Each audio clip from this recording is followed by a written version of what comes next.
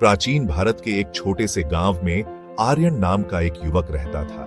आर्यन का जीवन कठिनाइयों से भरा था और वह हमेशा दूसरों की मदद की उम्मीद करता था। उसका मानना था कि उसकी समस्याओं का समाधान केवल बाहर से ही हो सकता है। वह अपने दोस्तों और परिवार से उम्मीद करता था कि वे उसकी मुश्किलों को समझें और उसे सहारा दें। लेकिन समय के साथ आर्यन को एहसास हुआ कि उसके आसपास के लोग उसकी अपेक्षाओं को पूरा नहीं कर पा रहे थे। यह स्थिति उसे निराशा और हताशा की ओर धकेलने लगी। एक दिन आर्यन ने सुना कि पास के जंगल में एक प्रसिद्ध बौद्ध भिक्षु बुद्ध प्रवचन देने आए हैं। उन्होंने सुना कि बुद्ध अपने अनुयायियों को आत्मनिर्भरता और आत्म सुधार के मार्ग पर चलने की शिक्षा देते हैं।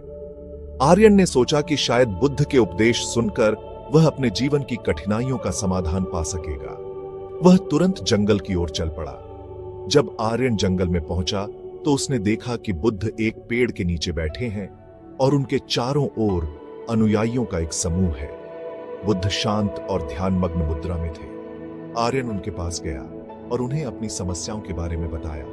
उसने कहा, भगवान बुद्ध, मेरा जीवन कठिनाइयों से भरा है और मुझे ऐसा लगता है कि कोई अपना नहीं है जो मेरी मदद करे। मैं बहुत निराश हूं और मुझे समझ नहीं आता कि मैं क्या करूं।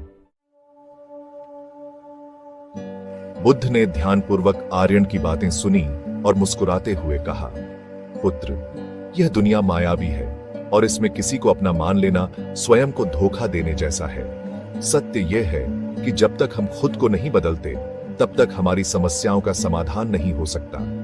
आत्मनिर्भरता और आत्म सुधार ही वह मार्ग है जो तुम्हें सच्ची शांति और संतोष की ओर ले जाएगा। आर्यन ने बुद्ध की बातों को ध्यान से सुना और पूछा, भगवान, मैं खुद को कैसे बदल सकता हूं?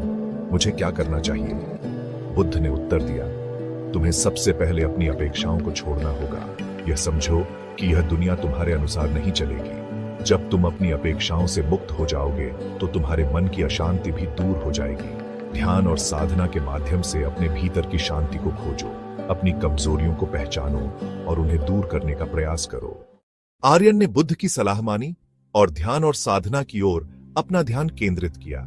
उसने अपनी अपेक्षाओं को कम करना शुरू कर दिया और अपने भीतर की शांति को खोजने का प्रयास किया। धीरे धीरे उसने महसूस किया कि जब वह खुद को बदलने की दिशा में प्रयास करता है तो उसकी समस्याएं भी हल होने लगती हैं। वह अधिक आत्मनिर्भर और संतुलित हो गया।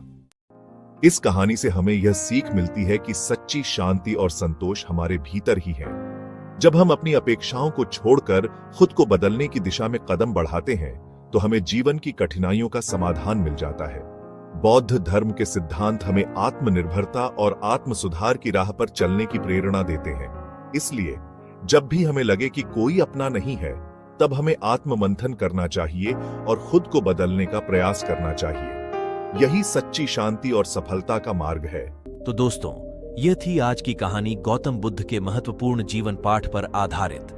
याद रखें, आपके विचार आपकी वास्तविकता को बनाते हैं। सकारात्मक सोचें और अपने जीवन को खुशियों से भरें। सभी कहानियां देखने के लिए कृपया हमारे चैनल को लाइक, शेयर और सब्सक्राइब जरूर करें।